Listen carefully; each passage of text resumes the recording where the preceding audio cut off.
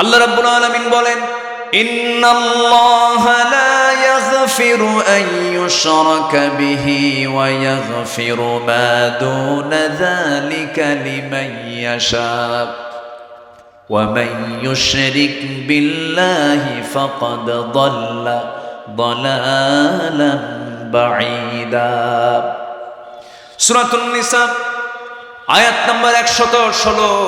আল্লাহ রাব্বুল আলামিন বলছেন, আমি বান্দার সব গুনাহকে মাফ করব, কিন্তু শিরকের গুনাহ আমি আল্লাহ কখনো মাফ করব না। আর এক জায়গায় আরো কড়া হয়ে বলছেন, ওয়া মান ইউশরিক বিল্লাহ ফাকাদ হারামাল্লাহু আলাইহিল জান্নাহ। যে ব্যক্তি শিরিক করবে তার জন্য জান্নাতটা বাজেয়াপ্ত হয়ে যাবে, হারাম হয়ে যাবে। ফাকাদ হারামাল্লাহু আলাইহিল জান্নাত, তার জন্য জান্নাতটা হারাম হয়ে যাবে। অতএব শিরিক আছে যার, জাহান্নাম ফায়সালা তার। শিরিক নাই যার, জান্নাত আছে তার। জোরে কোন সুবহানাল্লাহ, আরো জোরে কোন সুবহানাল্লাহ। আমার বন্ধুগণ, নাম্বার 2 হলো আল্লাহর হক হলো বান্দার উপরে আল্লাহর প্রতি ভালো করে ঈমান আনা এবং তার উপরে দৃঢ় থাকা। ঈমান আনবো কার উপরে? আরো জোরে কার উপরে? আরো জোরে কার উপরে? আল্লাহ আছেন না নাই? আমি দোয়া করে দিই নাকি? এই যে 2-1 করে ওঠে, বলেও যায় না, কিছু কয় না, কেন যাচ্ছে, কি সমস্যা? যাচ্ছেন আমার ছেড়ে চলে যাচ্ছে, এটা কেমন কথা? একটু বসেন না ভাই। আরে কিসের পেশা? কোনো চাপচুপ নাই। এখন গরমের দিন না, শীতের দিন হলে এই সমস্যাগুলো হয়। এখন তো গরম, পেশা দিত। আমি একটু খোলামেলা কথা বলছি, কি কষ্ট পাচ্ছেন নাকি আপনি? একটু বসেন। উঠতে একটু দেরি হয়েছে, আমি একটু আগে ভাগে উঠতে চেয়েছি, যেহেতু মাদ্রাসার প্রোগ্রাম। আমাদের ওস্তাদজি উনি কিছু কালেকশন করেছেন, কিছু চেয়েছেন, আমি এই জন্য কিচ্ছু বলিনি। যে মাদ্রাসা তো চলে, দোয়া করেন এই মাহফিলগুলো চলবে। যদি ইসলাম আমার দেশে কায়েম হয়, গভর্নমেন্ট এই সমস্ত টাকা বহন করবে, মাদ্রাসা গভর্নমেন্ট চালাবে, 4.5 লক্ষ মসজিদের সব দায়িত্ব গভর্নমেন্ট পালন করবে। এমন বাংলাদেশ আপনারা চান না? এমন বাংলাদেশকে আপনারা চান? আল্লাহ কবুল করুন, জোরে বলি আমিন। আমার দেশে যদি মন্দির তৈরি হয় সরকারি টাকায়, মসজিদ কেন হবে না? হবে কিনা বলেন? হবে। জোরে বলি ইনশাআল্লাহ। আমরা সবকিছুই দেখা শেষ করেছি। এই দেশ স্বাধীন হয়েছে 71-এ, আজকে 2025 সাল, কম সময় না। 50টা দশক পার হয়েছে, 54 বছর চলতেছে। কেউ চালিয়েছে এই দেশ 25 বছর, কেউ চালিয়েছে 9 বছর, কেউ চালিয়েছে 16 বছর। কেয়ারটেকার গভর্নমেন্ট মাঝে মাঝে 2-1 বছর করে চালাইছে। সব দেখা আমরা শেষ করেছি, সব দেখা শেষ। আগামীর দেশ আমরা দেখতে চাই কোরআনের দেশ, ইসলামের দেশ, আলেম ওলামার দেশ। রাজি আছেন কারা কারা? দুহাত উঁচু করে দেখান মুসলমান।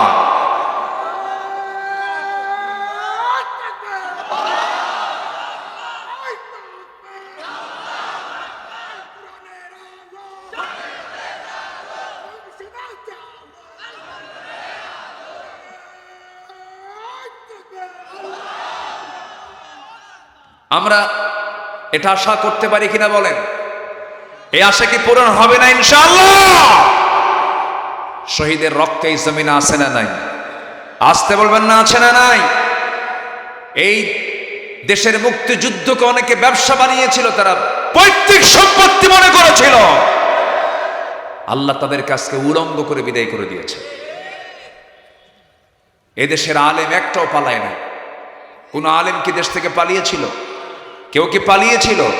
আলেমরা পালায় না, হাসিনা পালায়।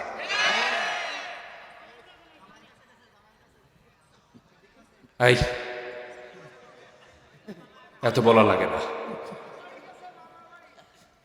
সম্মানিত বন্ধুগণ, হয়তো বলবেন অনেকে, হুজুর আপনি নামটা ধরিয়ে ফেললেন কোরআনের মাহফিলে, এত বলতেছেন কেন? আল্লাহ কোরআনে আবুল আহাবের নাম বাদ দিছে?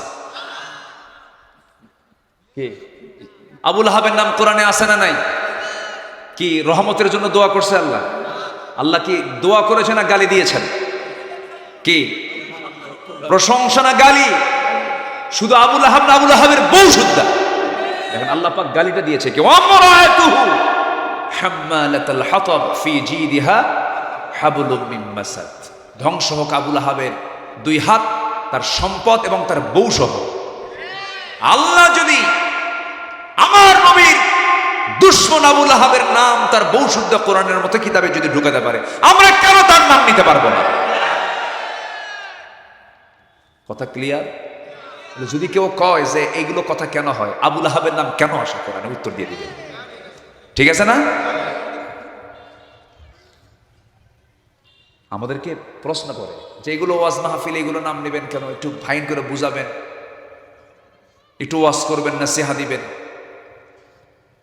আবু জেহেলকে চিহ্নিত না করা পর্যন্ত হক চেনা যাবে না। আবু জেহেলকে আগে, আবু জেহেলের লুঙ্গি আগে খুলে ফেলতে হবে মুসলমান। তাদেরকে ক্লিয়ার করলেই হক ক্লিয়ার হয়ে যাবে। এই দেশে ইসলামের শত্রু আছে না নাই? আসতে বলবেন না, আছে না নাই? যারাই শত্রু তারাই এখন দেশ ছাড়া, কেউ দেশে না। আমরা আছি থাকবো, আমরা আছি থাকবো, ইনশাল্লাহ বলবেন না? যেটা বলে ইনশাআল্লাহ। আমি আমার নিজের একটা কথা বলি, 2009 সালে আমার জীবনের প্রথম হজের সফর। আমি মক্কা গেলাম। আমি খুব নিজেকে গর্বিত মনে করি, আলহামদুলিল্লাহ। সেই সফরে আল্লামা সাইদির ছিল জীবনের শেষ হজের সফর। মিনা, মুজদালিফা, আরাফা সব পাড়ি দিলাম। হুজুরকে বলা হলো, হুজুর দেশে মামলা শুরু হয়েছে, ট্রাইব্যুনাল গঠন হয়েছে, আপনি যাবেন না। উনি মুসকে হাসি মেরে বললেন, সাইদি পালায়া থাকার লোক না। সুবহানাল্লাহ বলবেন না? সাইদি পালায়া থাকবে না। আমার দল, আমার সংগঠন, আমার জাতি, আমার মানুষ, আমার দেশ পরিস্থিতি ফেস করবে, তারা কষ্ট স্বীকার করবে, জেল খাটবে, আর আমি আরামে থাকবো বাইরে? না, প্রয়োজনে শহীদ হয়ে যাব, আমার দেশ ছাড়ব। দেশে ফিরেছেন, হাসি মুখে 13 বছর জেলখানায় থেকেছেন। কোনোদিন কি কাঁদতে দেখছেন? শেষ বিদায় যে দিয়েছেন তিনি, শেষ বিদায় যে নিয়েছেন, জাতিকে দেখিয়েছেন চেহারার কান্না না চেহারার হাসি। আমরা কি করেছি? আমরা কেঁদেছি, আমরা কেঁদেছি। আর উনি কি করেছেন? হেসেছেন। অনেক বড় মেসেজ এটা। আগামীর ওনার হাসিটাই বলে দেয় আগামীর সূর্য, ইসলামের সূর্য বাংলার জমিনে ইনশাআল্লাহ। জোরে বলে ইনশাআল্লাহ। আসবে সেই দিন, আল্লাহ কবুল করুন। জোরে বলি আমিন। আমার বন্ধুগণ, সবচেয়ে বড় পুঁজি হলো ঈমান আনা। আল্লাহর প্রতি ঈমান আনতে হবে। শুধু ঈমান আনলেই হবে না, টিকেও থাকতে হবে। আমার নবীর হাতে বায়াত নিয়ে ঈমান হারা হয়েছে এমন রেকর্ড আছে না নাই?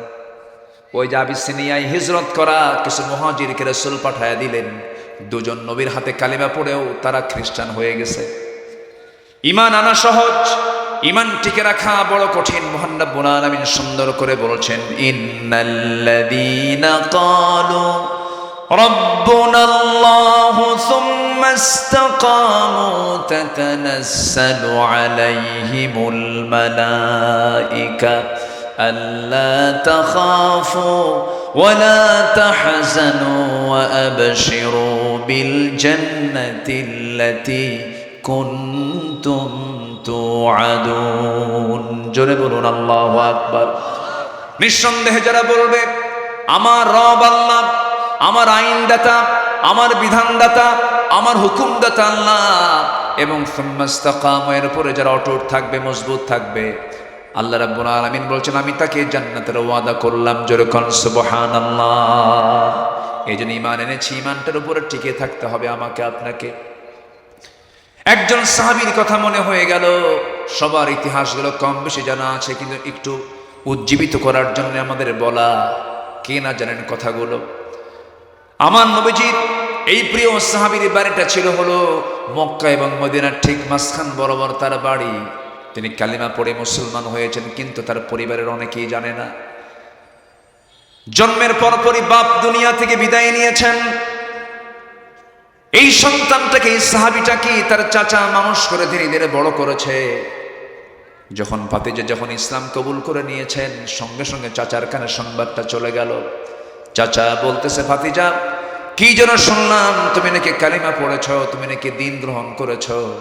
সঙ্গে সঙ্গে ভাতিজা বলছে, চাচাকে লক্ষ্য করে মুস্কি হাসি মেরে, চাচা আপনি শুনবেন কেন, আপনি দেখেন, আশহাদু আল্লা ইলাহা ইল্লাল্লাহ ওয়াহদাহু লা শারীকা লাহু ওয়া আশহাদু আন্না মুহাম্মাদান আবদুহু ওয়া রাসূলুহু।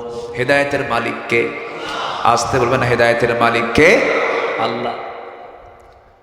সঙ্গে সঙ্গে চাচা খেপে গিয়ে বলে ফেলল, তুমি আমার সঙ্গে এমন আচরণ করলে, আমার বাপ দাদার ধর্মে চুনকারি মেরে দিলে, এত বড় তুমি গাদ্দারি করলে, তুমি কি জানো তোমার এর অবস্থা কি হতে পারে, এর ফলাফল কি হতে পারে? এবারে ভাতিজা বলছে, চাচা আপনি কি করবেন জানি না, তবে একটা কথা জেনে রেখে দিয়েন, হাসতে হাসতে দুনিয়া থেকে বিদায় নেব, কিন্তু ঈমান থেকে এক চুল পরিমাণ নড়ব না।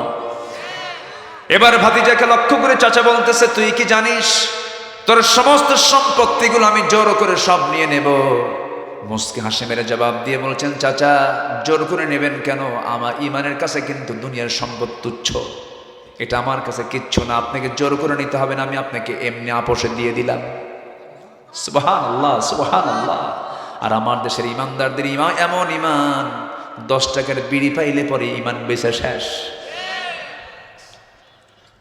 আমার বন্ধুগণ, সব সম্পত্তি জোর করে নিয়ে নিল চাচা।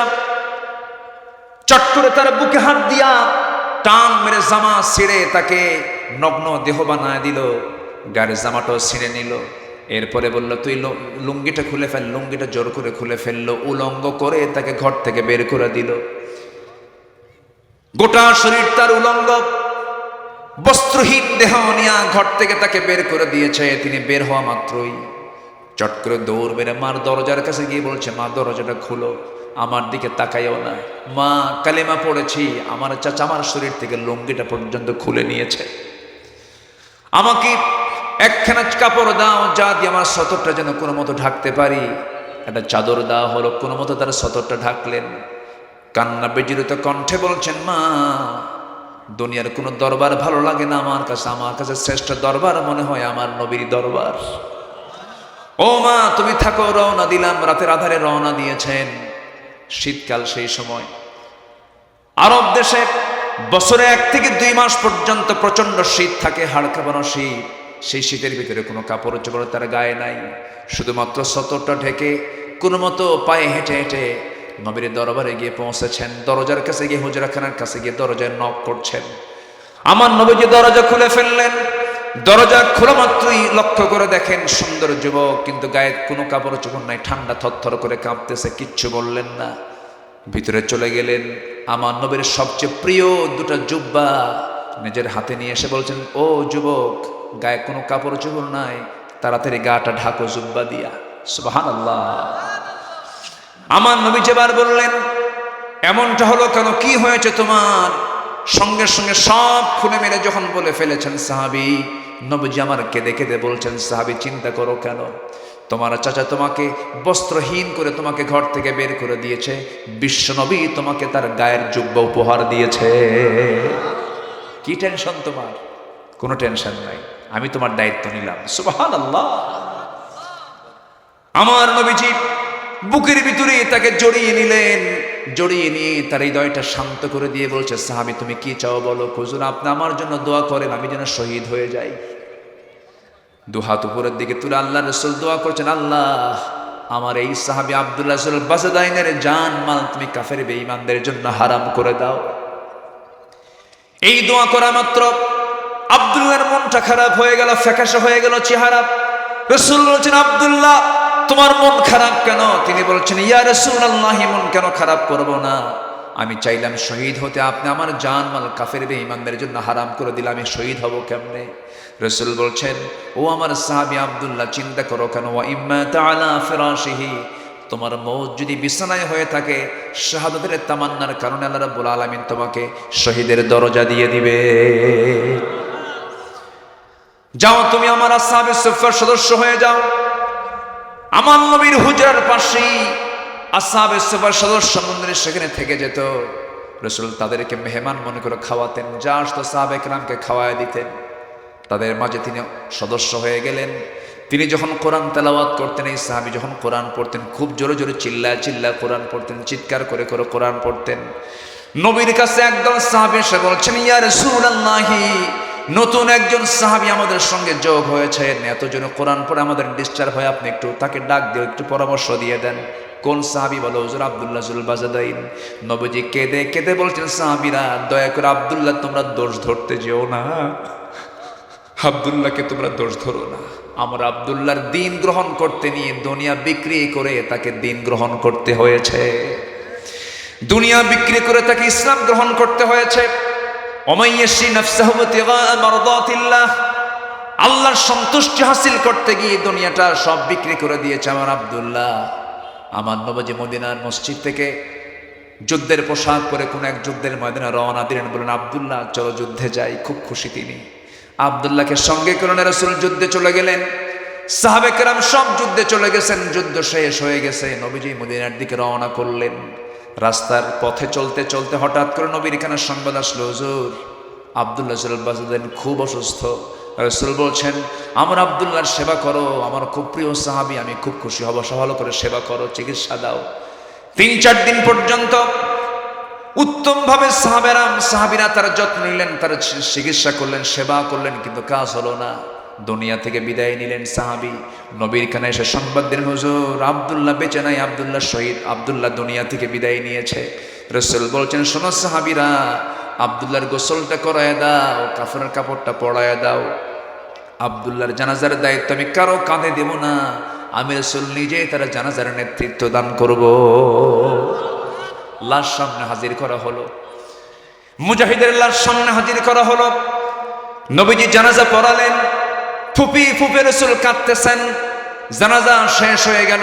সাহাবে কেরামকে ডাক দিয়ে বলছেন, সাহাবীরা, আমার দরদের সাহাবী, আমার আদরের সাহাবী, আমার প্রিয় সাহাবী আব্দুল্লাহ লাশটা কোথায় দাফন করবে, কবরটা কোথায় হুজুর?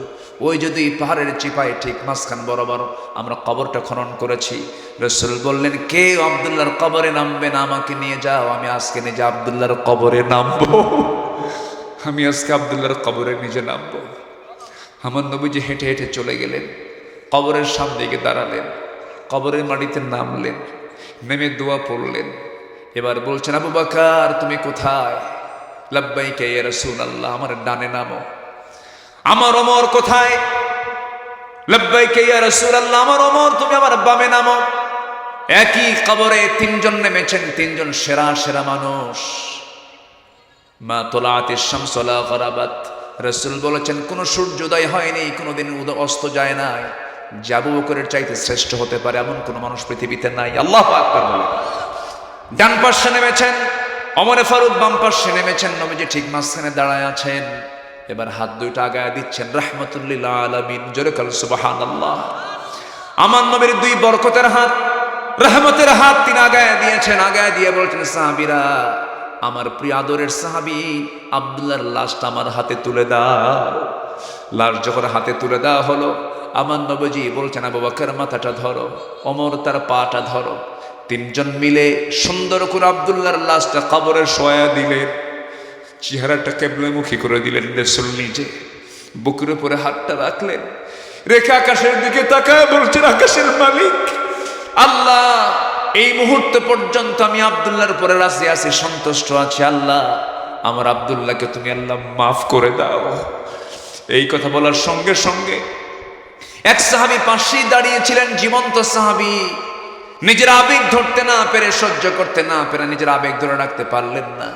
আবেগ আপ্লুত হয়ে সেই সাদ বিন আবি ওয়াক্কাস নামক সাহাবী করলেন কি, চিৎকার মেরে বলছেন, আল্লাহ, আমি আজকে জীবিত সাদ বিন আবি ওয়াক্কাস না হয়ে যদি মৃত সাদ বিন আবি ওয়াক্কাস হয়ে যদি এই কবরের বাসিন্দা হতে পারতাম, আমার জীবনটা বড় ধন্য হতো। কারণ এই কবরের বাসিন্দাকে দাফন করার জন্য রাসূল নেমেছেন।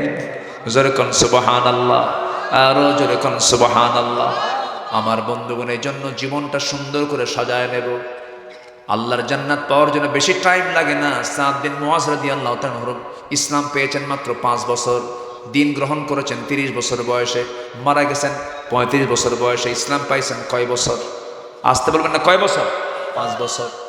এই সাদ বিন মুআজ যখন দুনিয়া থেকে বিদায় নেবেন, এই সাহাবী বদরে অংশগ্রহণ করেছেন, উহুদে অংশগ্রহণ করেছেন, 3 নম্বর যুদ্ধ খন্দকে যখন চলে গেছেন, খন্দকে গিয়ে যুদ্ধ করতে নিয়ে কাফেরদের আক্রান্ত হলেন, রক্তক্ষরণ শুরু হলো শরীর থেকে।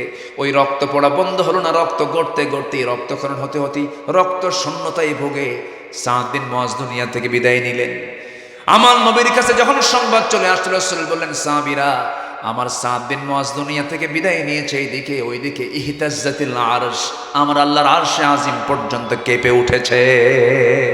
আল্লাহু আকবার। কয় বছর? আর 60 বছর পর আমাদের দাড়ি কাটা বন্ধ হয় না। কি বন্ধ হয় না? দাড়ি কাটা বন্ধ হয় না। চামড়া নেমে পড়ছে, তাও চামড়া টেনে টেনে তাও দাড়ি কাটে। এরকম আছে না? এরকম আছে না? নেই বলেন তো। কিসের? Clean save. হ্যাঁ, ক্রিম সেভ না ক্লিন সেভ, যাই হোক। দাড়ি কই দাড়ি? মাথায় টুপি আছে, কিন্তু আমার খুব পরিচিত, সব জায়গায় দেখা হয়, খুব ভালো, আমার প্রিয় ভাই। দাঁড়িয়ে রাখতে হইব না? ভাবি কি মানা করে? তাহলে রেখে দিবেন, কোনো কথা নেই। আজকের থেকে দাড়ি কাটা আমি বন্ধ করে দিলাম, কিন্তু কোনো দাড়ি কাটা হবে না। আমি সামনের দাড়ি ছাড়া দেখবো না, কিন্তু জোরে বলি ইনশাআল্লাহ। আর জোরে বলি ইনশাআল্লাহ। দাড়িওয়ালা মুহাম্মদ সাল্লাল্লাহু, দাড়িওয়ালা সুন্নাতুল আম্বিয়া, আদম থেকে নবী পর্যন্ত সব নবী দাড়ি ছাড়া না দাড়িওয়ালা। বাস, ক্লিয়ার কথা। আমার নবী দাড়িওয়ালা, আমি দাড়িওয়ালা, কোনো কিছু বুঝি না, এত কিছু বোঝার দরকার নেই। বলে মনের পর্দা বড় পর্দা, এরকম আছে না? এরকম বহু কিছু কয়, এত কিছু বুঝি না। আমার নবী দাড়িওয়ালা, আমি দাড়িওয়ালা, জোরে বলে ইনশাআল্লাহ। বাস, প্রস্তুত নিতে হবে, যে কোনো মুহূর্তে দুনিয়া থেকে বিদায় নেব। জীবনের অঙ্ক তো একটাই, জীবনের অঙ্ক যতই যোগ বিয়োগ করেন না, জীবনের অঙ্কের ফলাফল একটাই, মৃত্যু। বলেন কি? বলেন কি? বলেন। অঙ্ক কিন্তু একটাই, যতই যোগ বিয়োগ করেন, যতই অ্যাকাউন্ট ম্যানেজমেন্ট যত কিছুই চিন্তা করেন, ফলাফল কি? দ্য ডেথ, মৃত্যু। দুনিয়া থেকে আমাকে আপনাকে বিদায় নিতে হবে। 5 ওয়াক্ত নামাজ আমরা পড়বো, সবাইকে সিদ্ধান্ত নেওয়া যায়? কারা কারা দুহাত উঁচু করে দেখান দেখি। 5 ওয়াক্ত নামাজ, জোরে বলি ইয়া আল্লাহ, ইয়া রহমান, ইয়া রহিম। আমাদেরকে 5 ওয়াক্ত সালাত আদায় করার তৌফিক তুমি আল্লাহ দিয়া দাও। জোরে বলি আমিন, আরো জোরে আমিন। হাত নামান। আল্লাহর হক হলো 10টা, কয়টা বলেন তো? 1 নম্বর হলো, মনে আছে, শিরিক না করা। নাম্বার 2 হলো ঈমান আনা এবং টিকে থাকা। মারিয়াম আলাইহিস সালাতু ওয়াস সালাম, নাম শুনছেন তো সবাই? কোরআনের মরিয়মের নাম শোনেন না আপনারা? কিসের মরিয়ম? সাতক্ষীরার মরিয়ম না, কিন্তু কোথাকার মরিয়ম? কোরআনের মরিয়ম। বাড়িটা কোথায় জানেন? ফিলিস্তিন। আল্লাহু আকবার। কত নবীর জন্ম সেখানে। ফিলিস্তিনের ছোট্ট শিশু কাঁদতেছে আর বলছে, আল্লাহ, 200 কোটি দুনিয়ার মুসলমান, কেউ তো খাবার আনলো না আমাদের জন্য, কেউ তো খাবার দিল না। আল্লাহ, আমরা শুনেছি তোমার জান্নাতে নাকি বহু খাবার আছে, আমাদেরকে মরণ দাও, জান্নাতে গিয়ে খাবো। কি আফসোস তাদের। আরেকটা মেয়ে ফিলিস্তিনের মাটিতে লিখতেছে, ও দুনিয়ার মুসলমান, আমরা না খাওয়া, তোমরা 200 কোটি মানুষ খেয়ে আছো আর আমাদেরকে না খেয়ে রেখেছ, আল্লাহর আদালতের মামলা দিলাম। কোথায় যাবেন আপনি? এই মামলার জামিন হওয়া খুব কঠিন। আমি আল্লাহর কসম করে বলছি, গোটা রমজান আমার রাতের বেলা আমি ভালো করে ঘুমাতে পারি। ছোট্ট একটা মেয়ে সেদিন দেখি ঘাস টেনে টেনে তুলে সে ঘাস চাবাচ্ছে, ঘাস চাবায় চাবায় ক্ষুধা নিবারণ করতেছে। আপনি যদি একটু মনে মনে ভাবেন, আমার সন্তান খাবার না পায়, ঘাস খায়, আপনার কি মনে হবে বলেন? এই কষ্টগুলো তারা করছে। আল্লাহ, তুমি আবাবিল যেমন পাঠিয়েছ, আমরা অসহায়, আমরা দুর্বল ইমানের মুসলমান। আল্লাহ, একটা নুসরাত তুমি আল্লাহ দাও, একটা সাহায্য তুমি আল্লাহ দাও। আল্লাহ তুমি ফিলিস্তিনকে, বাইতুল মুকাদ্দাসকে মুসলমানদের হাতে তুলে দাও। জোরে বলি আমিন। সম্মানিত ভাইরা, ছোট্ট ছোট্ট বাচ্চাগুলো বম্বিং করছে, বম্বিং এ মাথা নাই, হাত নাই, বস্তার মধ্যে তুলে বস্তাবন্দি করে রেখেছে। মার এসে সন্তানগুলোকে ক্ষতবিক্ষত অবস্থায় পাচ্ছে, মিসাইল মেরে 20 সেকেন্ড পর পর মিসাইল মারা হচ্ছে। মধ্যপ্রাচ্যের এই কসাই দানব, নবীর খাদ্যের মধ্যে যে জাত বিষ মিশ্রণ করতে পারে, নবীদেরকে যারা হত্যা করতে পারে, সেই জাত মুসলমানদের কোনোদিন বন্ধু ছিল না, বন্ধু হতে পারে। আমরা তাদের বিরুদ্ধে ইস্পাত কঠিন সিদ্ধান্ত নিয়ে অনড় থাকবো। আল্লাহর কাছে বলবো, আল্লাহ মুসলমানদের বিজয় দিয়ে দাও। প্রয়োজনে আমাদেরকে তুমি আমাদের সেই জায়গায় যাওয়ার মতো পরিস্থিতি, পরিবেশ তুমি আল্লাহ তৈরি করে দাও, তাদের সাহায্যার্থে। জোরে বলি আল্লাহুম্মা আমিন। সম্মানিত ভাইয়েরা, সম্মানিত বন্ধুগণ, মন তো চাচ্ছে কথা বলি, বলবো? আগ্রহ আছে এখনো? জোরে বলি ইনশাআল্লাহ। আমি আল্লাহর হক 10টা আমি আক্ষরিকভাবে বলে বলি শেষ করে আলোচনা আজকে শেষের দিকে আস্তে আস্তে যাব। মা বোনরা আজকের মাহফিলে আসছেন। মা বোনদের ভিতরেও কিন্তু অনেক মা ছিলেন, যেরকম মারিয়াম ধৈর্যশীলা মা ছিলেন। কি পরীক্ষা তার জীবনে আসছে। তার চোখের সামনে জাকারিয়া আলাইহিস সালাতু ওয়াস সালামকে শহীদ করে দেওয়া হয়েছে। তা কেমন নির্মম ভাবে শহীদ করা হয়েছে? করাত দিয়ে চিরে, কি দিয়ে? করাত দিয়ে চিরে 2 টুকরা করে শহীদ করে দেওয়া হয়েছে। এবং তার ছেলেকেও ছাড়া হয় নাই। ইয়াহইয়া আলাইহিস সালাতু ওয়াস সালামকে মাথা ছুরি দিয়া কেটে নবীর মাথা রানীর সামনে উপস্থাপন করা হয়েছে। মারিয়াম আলাইহিস সালাতু ওয়াস সালামকে বাইতুল মুকাদ্দাস আল্লাহ রাব্বুল আলামিন তাকে সেই জায়গায় রাখার ব্যবস্থা করেছিলেন। ইন্নী নাদা, কি বলে না, হ্যাঁ, মা ফি বাতনি মুহাররারান ফাতাকাব্বাল মিন্নি ইন্নাকা আনতাস সামিউল আলিম। আমার বন্ধুগণ, ইন্নাল্লাহ ইসতাফা আদম ওয়া নূহা ওয়া আলা ইব্রাহিম ওয়া আলা ইমরান আলাল আলামিন যুররিয়াতান বা'দুহা মিন বা'দ, আল্লাহু সামিউন আলিম। বিশাল লম্বা আয়াত আসছে। সেই জায়গায় আল্লাহ রাব্বুল আলামিন সিদ্ধান্ত নিলেন, জাকারিয়া আলাইহিস সালাতু ওয়াস সালামকে দায়িত্ব দিয়ে বাইতুল মুকাদ্দাসের পাশেই তাকে রাখা হলো। মারিয়াম আলাইহিস সালাতু ওয়াস সালামকে ওয়াকাফালাহা জাকারিয়া, জাকারিয়া আলাইহিস সালাতু ওয়াস সালামকে দায়িত্ব দেওয়া হলো।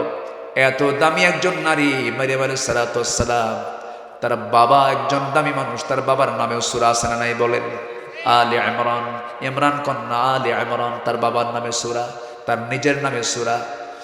এবং আল্লাহ রাব্বুল আলামিন এত সম্মানে তাকে ভূষিত করেছেন। তার সন্তান আল্লাহ পাক দিয়েছিলেন, পিতৃ ছাড়া সন্তান দিয়েছেন, স্বামী ছাড়া সন্তান দিয়েছেন। সেই সন্তানটা একজন আল্লাহর নবী, এখনো মারা যান না, আবার তিনি দুনিয়াতে আসবেন। সেই নবীর নাম কি বলেন? আরো জোরে কি নাম? ঈসা আলাইহিস সালাতু ওয়াস সালাম। আল্লাহ কি স্বামী ছাড়া সন্তান দিতে পারেন না? ইন্না মাসালা ঈসা কামাসালি আদম, ইন্না মাসালা ঈসা কামাসালি আদম। আদমের, ঈসার দৃষ্টান্ত হলো আদমের মতো। আদমের বাপও নাই, মাও নাই। ঈসা আলাইহিস সালামের মা আছে, বাপ নাই। আল্লাহ যদি বাপ মা ছাড়া যদি আদমকে বানাতে পারেন, শুধু বাপ ছাড়া আল্লাহ পাক বান্দা বানাতে পারেন না? অবশ্যই। এই ক্ষমতা কার? আসতে বলবো না, এই ক্ষমতা কার? কিন্তু খ্রিস্টানরা বললো না না, এটা আল্লাহর বেটা। যেরকম নাউজুবিল্লাহ। وقالت النصارى المسيح ابن الله وقالت اليهود عزير ابن الله ذلك قولهم بأفواههم। এই সমস্ত কথাগুলো বলা শুরু করে দিল।